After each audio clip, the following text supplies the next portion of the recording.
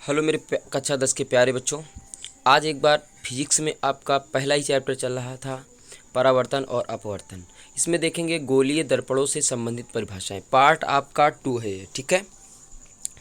एक एक पीडीएफ मिल जाएगी, अभी सवाल भी आगे होंगे। ओके, स्टेप बाय स्टेप आपके पास पीडीएफ पहुंच जाएगी। नंबर आप सभी को पता है, नोट कर लीजिएगा 708060 921। मैसेज कर सकते हैं, पीडीएफ पहुंचा देंगे। ओके, चलिए। गोलीय दर्पणों से संबंधित परिभाषाएं। सबसे पहले लिखा है वक्रता केंद्र, 1 नंबर पे है।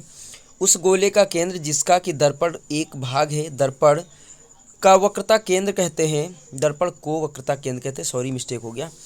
यह अवतल दर्पण में परावर्तन तल की ओर तथा उत्तल दर्पण में परावर्तक तल के दूसरी ओर होता है। बात करते हैं वक्रता त्रिज्या की। इसके बाद वक्रता त्रिज्या, आज सारी डिटेल सीखेंगे। देखो ये सब सारा, ठीक है, पूरा सीखेंगे। वक्रता त्रिज्या किसे कहते हैं? ऑप्शन अगर आपका उत्तर पता है तो लिख दीजिएगा, नहीं लिखिएगा, ठीक है। वक्रता त्रिज्या किसे कहते हैं? उस गोले की त्रिज्या कि जिसका कि दर्पण एक भाग है, वक्रता त्रिज्या कहते हैं, ठीक है। ध्रुव किसे कहते हैं? दर्पण के परावर्तक तल के मध्य बिंदु को दर्पण का ध्रुव कहते हैं। इसे पी से लिखते हैं। ध्रुव को कैसे लिखते हैं? पी से लिखते हैं। त्रिज्या को आर से ही लिखते हैं। मुख्य अक्ष किसे कहते हैं? ठीक है, मेन एक्सिस।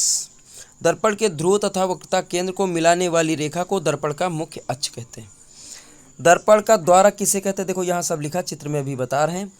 दर्पण के परावर्तक तल के व्यास को दर्पण का द्वारक कहा जाता है, ठीक है। मुख्य अक्ष देखो यहाँ पे बना है, और ये आपका सेंट्रॉइड केंद्र है, सेंटर।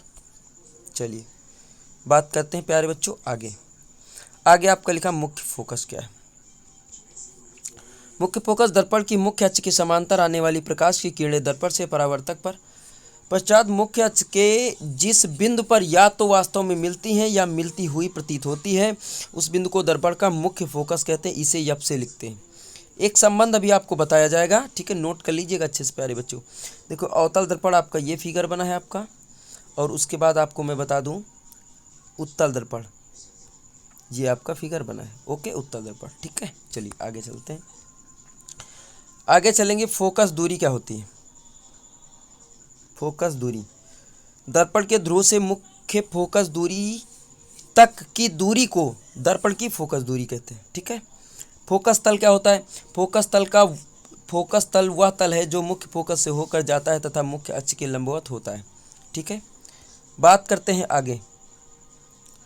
दर्पण की वक्रता त्रिज्या तथा फोकस दूरी में संबंध, ये लास्ट स्टेप है। इसी से सवाल भी बेटा लगते हैं, और सवाल आपको लगवाएंगे हम। ओके, चलिएगा।